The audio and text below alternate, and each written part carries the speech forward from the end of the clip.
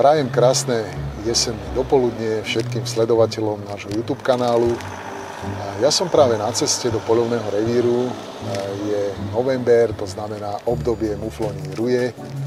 No a ja som veľmi zvedavý na to, či uvidím nejaké pekné trofejové barany. A preto by som vás veľmi rád pozval, poďte spolu so mnou a ja vás prevediem našim krásnym poľovným revírom.